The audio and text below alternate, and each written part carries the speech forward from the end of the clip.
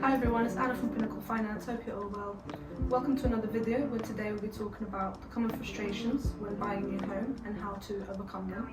Today I'm joined by our founder and managing director, Mohammed.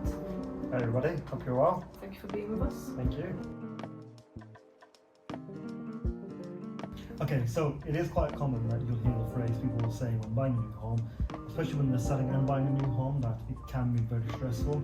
And the single biggest reason for that is lack of communication. One thing that I learned from a long time ago was lack of communication leads to frustration, which leads to deals falling down. People don't talk to each other, they don't know what's going on, they're not kept updated, people get frustrated as a result of that, and that's what causes the single biggest stress when buying a new home. What top tips can you give for a buyer?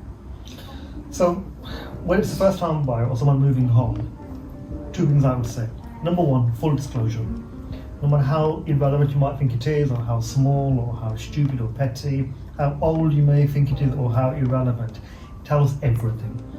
If we know everything about you, we have full disclosure about you, we're in a better position to give you proper advice on your individual circumstances. That's number one. Number two is provide all the documents up front. So when we book someone in for an appointment, we send them out a confirmation email confirming the date, the time, and the office address, and what documents to bring in. Quite often, if those documents aren't brought in on time, or they come in late, or they come in drips and drabs, that's what causes delays. And as a result of that, clients get frustrated, they're like, what's going on?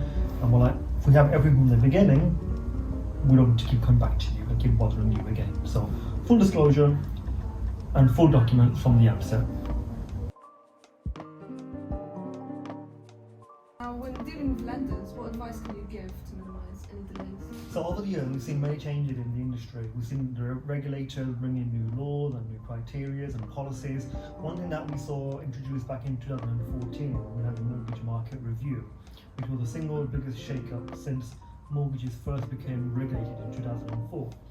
And during MMR, as we know it in our industry, we have something called get right first time. What that refers to, what lenders want to see is having all the documents there uploaded onto the system from the beginning. So not sending in 2 months pay slips and waiting for the third one, that's just going to delay it. So if we have it all, goes back to my earlier point, if we have everything from the outset, everything that we need, getting that uploaded. And secondly, if there's any anomalies in any of your documents, so anything that's not obviously explained on the payslip or the bank statement, if there's large transactions coming in and out, if there's payments that don't make sense or deductions on your payslip that don't quite add up, having full explanations for that and full disclosure on that will help us paint a better picture when presenting it to the lender, and by doing so reduces any unnecessary delays.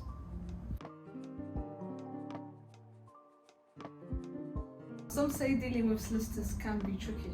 What advice would you give? I think the only thing that I would say, given recent times, is about managing your expectation. I'm referring to timescales here.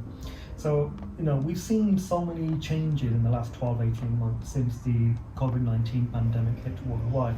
We've seen lenders do U-turns on lending criteria. We've seen appetite for lending completely disappear in some instances earlier on. We've seen nearly everybody working from home, lenders and their staff working from home. And all of these factors play a part in the timescales and delays. So it's just really about managing your expectation and knowing that actually, realistically, how long is it going to take?